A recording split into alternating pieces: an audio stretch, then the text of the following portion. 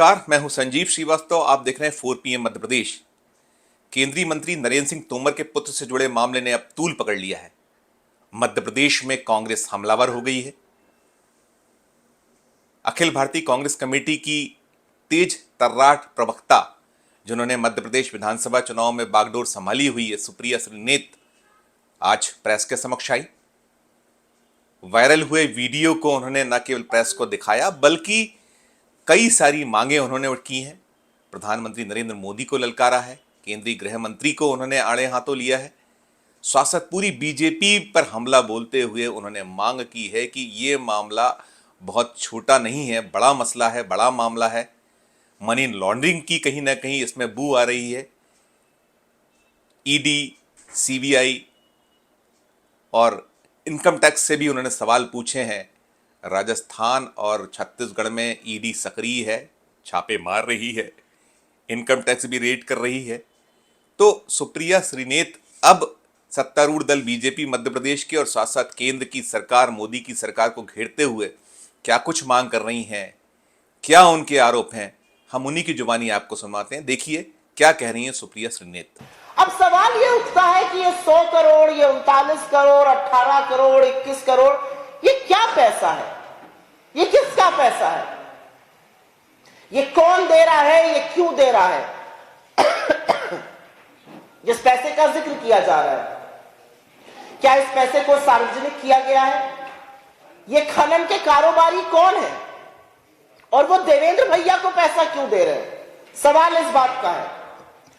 असलियत यह है कि यह पैसा मध्य प्रदेश के किसानों का, मध्य प्रदेश के गरीबों का, मध्य प्रदेश के मजदूरों का, मध्य प्रदेश के युवाओं का, मध्य प्रदेश की महिलाओं का पैसा है, जिसको लूटकर संभवतः तोमर वंश, तोमर खानदान, नरेंद्र सिंह तोमर जी का परिवार अपनी तिजोरियां भरता दिख रहा है। अब बात आती है मोदी जी पर। मोदी जी को तो ईडी खेलने का बहुत शौक है।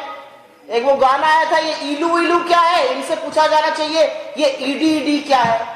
मोदी जी को ईडी खेलने का बहुत शौक है। जब घबराते हैं और बौखलाते हैं और संकट में होते हैं तो हम और आप अपने इष्ट को याद करते हैं, वो ईडी को याद करते हैं।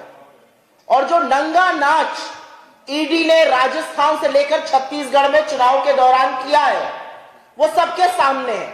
मनगढ़ंत आरोप लगा लगाकर ईडी को छोड़ा हुआ है मैदान में, और ईडी ये चुनाव लड़ रही है भाजपा के बिहाफ पर। तो ईडी खेलने का इतना शौक है, तो आज सवाल यह है कि जब वीडियो प्रूफ यहां पर अवेलेबल है, ईडी कब आएगी नरेंद्र सिंह तोमर के घर पे? सीबीआई और इनकम टैक्स कब आएंगे नरेंद्र सिंह तोमर के घर पे? कब पूछताछ के लिए देवेंद्र तोमर को बुलाया जाएगा? आज सवाल इन बातों का है। क्योंकि एक बात साफ है, यह वीडियो और इसकी बात सुनकर लगता है कि यह काले धन पर चर्चा हो रही है, ये अनअकाउंटेड वेल्थ पे चर्चा हो रही है, मल्टीपल बैंक अकाउंट्स पे चर्चा हो रही है, पार्सल फलाने से आ रहा है, फलाना इतना देगा, ऐसा होगा, वैसा होगा, ये सारी बातें हो रही है। तो भाई काला धन पे जो प्रहार करने का बड़ा डंका बजाते हैं, उनकी ईडी, उनकी सीबीआई, उनकी इनकम टैक्स को सांप क्यों सूंघ गया?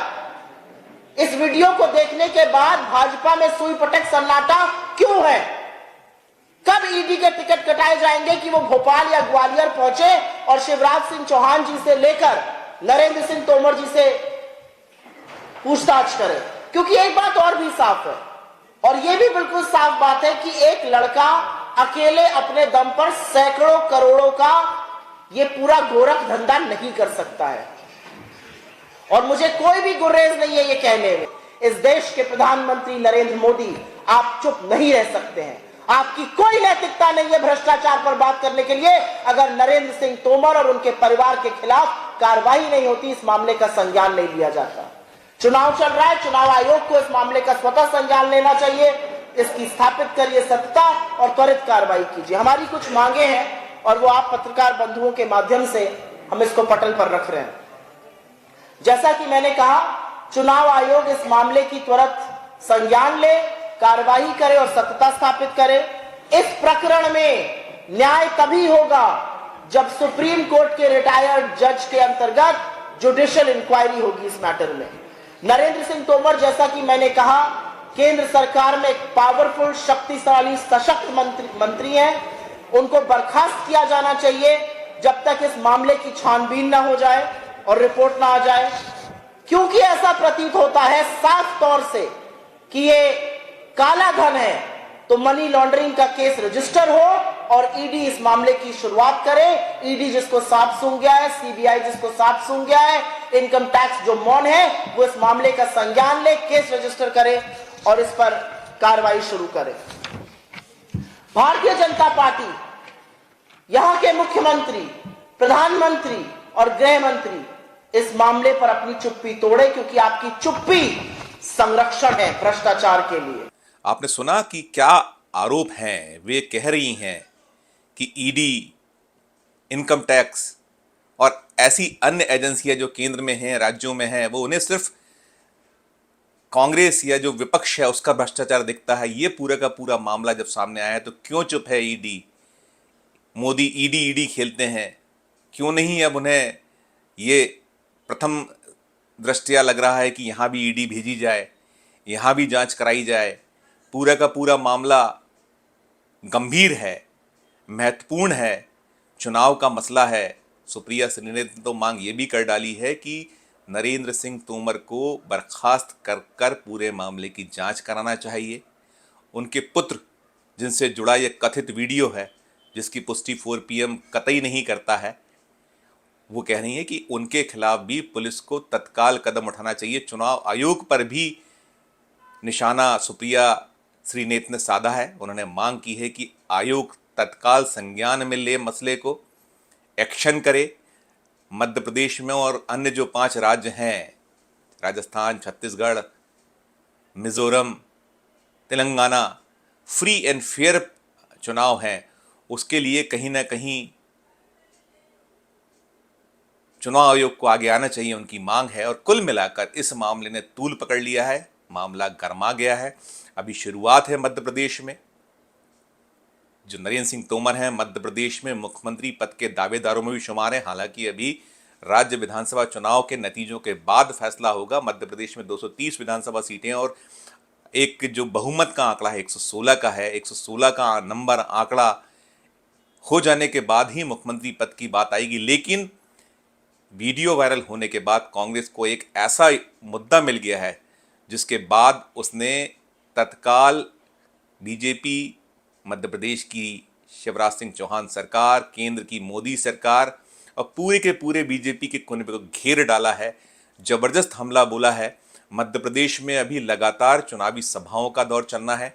आज अब से कुछ देर बाद प्रियंका गांधी भी मध्य प्रदेश में आने वाली हैं। उनकी चुनावी सभाएं हैं मध्य प्रदेश में। कांग्रेस के अन्य नेताओं की सभाएं हैं, बीजेपी के नेताओं की सभाएं, अन्य दलों के बड़े नेता भी मध्य प्रदेश को नाप रहे हैं, सभाएं कर रहे हैं।